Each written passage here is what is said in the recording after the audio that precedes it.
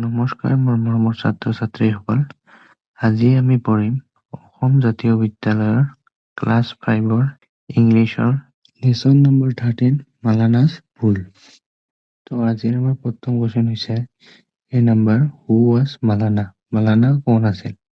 Answer Malana was a very hard working farmer.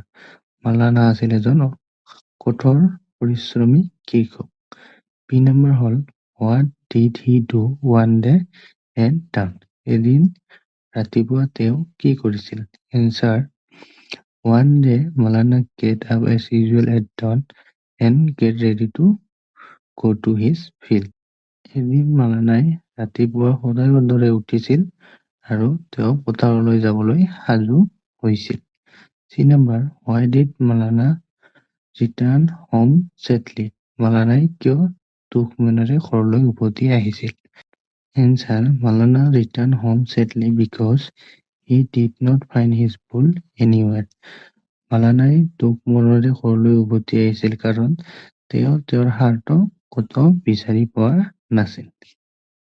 Next আমাৰ D number হ'ল what did Malana's wife have. মালানাৰ পত্নীৰ কি আছিল? Answer Malana's wife had some savings. মালানাৰ পত্নীৰ কিছু সঞ্চয় বা জমা আছিল। E number why did Malana's wife want to go the cattle fair. মালানাৰ পত্নীয়ে কিয় গৰু মেলালৈ যাব বিচাৰিছিল?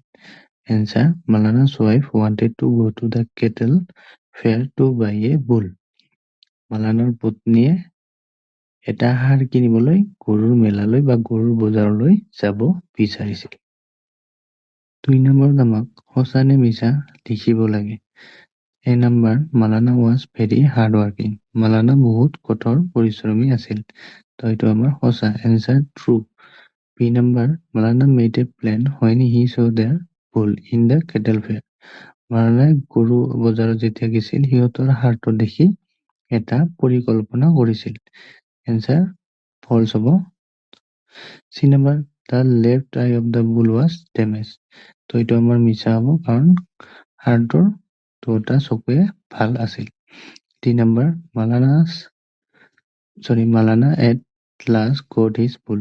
মালানাই শেষত তেওঁৰ হাৰটো পাইছিল। তো এইটো আমাৰ ট্ৰু হ'ব। 3 নম্বৰত আমাক গল্পটো হিচাপে খালী ঠাইবোৰ পূৰ কৰিব লাগে।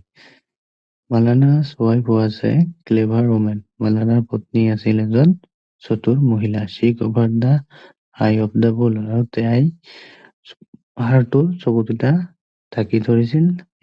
And asked the thief which eye of the bull was damage. আৰু চোৰজনক সুধিছিল যে ষাঁড়টোৰ কোনটো চকু বেয়া। The thief at first answered that it was the left eye. আৰু চোৰজনে প্ৰথমে কৈছিল যে বাই চকুটো। Then he confuse and said that it was the right eye. আৰু তেওঁ খেলিমেলি লাগিছিল আৰু তেওঁ কৈছিল যে ডাইন চকুটো বেয়া আছিল বুলি। Actually none of the eyes of the bull was damage. আচলতে হাৰটোৰ এটা চকুও বেয়া নাছিল।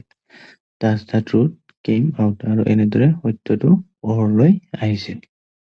1 নম্বৰ এক্টিভিটিত আমাক খালী ঠাইবোৰত সঠিক প্ৰনাউন বহাব লাগে। এই নম্বৰটোত হ'ব আই am a student of class 5। মই এজন ক্লাছ 5ৰ ছাত্ৰ। বি নম্বৰটোত হ'ব আমাৰ they are playing in the field. সিহঁতে পথাৰত খেলি আছে। চি নম্বৰত হ'ব আমাৰ it is your pencil box. এইটো তোমাৰ পেঞ্চিল বক্স। ডি নম্বৰত হ'ব আমাৰ he likes to read story book. তেওঁ সাধুকথা আৰু কিতাপ পঢ়ি ভাল পায়।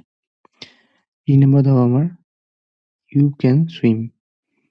তুমি সাঁতুৰিব পৰা। এফ নম্বৰত C is a good dancer. তাই এজন ভাল নাচনী। চি নম্বৰত হ'ব আমাৰ we get up early in the morning. আমি ৰাতিপুৱা সোনকালে উঠো। এক্টিভিটি 2 ইয়াত আমাক সঠিক প্ৰিপজিশ্যন বহাব লাগে। A number I am a student this is my bag. মই এজন ষ্টুডেণ্ট আৰু এইটো মোৰ বেগ। বি নম্বৰত he is a shopkeeper that is his shop. তাই এজন দোকানী আৰু এইটো তাইৰ দোকান। You are Robina your frock is green. তুমি ৰবিনা আৰু তোমাৰ ফ্ৰকখন সেউজীয়া। They are players, this is their ball. সিহঁত খেলুৱৈ আৰু এইটো সিহঁতৰ ball. We are Tarali and Jonali, Shi is our mother. আমি তৰালি আৰু জোনালী আৰু তাই আমাৰ মা। She is doctor Urmila Mehta. Her husband is also' a doctor. তাই ডক্টৰ উৰ্মিলা মেহতা, তেওঁৰ স্বামী তেওঁ এজন ডক্টৰ। ৩ নম্বৰ এক্টিভিটিত আমাক তলত দিয়া খালী ঠাইবোৰত ৰিফ্লেক্সিভ প্ৰনাউন বহুৱাব লাগে। হাৰছেল্ফ মানে তাই নিজে, মাইছেল্ফ মানে মই নিজে, দেমছেল্ফ মানে সিহঁত নিজে, আৱাৰছেল্ফ মানে আমি নিজে, হিমছেল্ফ মানে তেওঁ নিজে, ইয়ৰছেল্ফ মানে তুমি নিজে। Manasi does her homework herself. মানসীয়ে তাইৰ হোমৱৰ্ক তাই নিজে কৰে। I make my bed myself. মই মোৰ বিচনাখন নিজে ভাল কৰোঁ। She cooked her food herself. তাই তেওঁৰ খাদ্য তাই নিজে বনায়।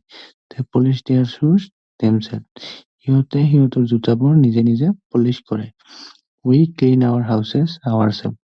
আমি আমাৰ ঘৰবোৰ আমি নিজে চাফা কৰোঁ। Gautam washes his clothes himself. গৌতমে তেওঁৰ কাপোৰবোৰ তেওঁ নিজে ধুৱে।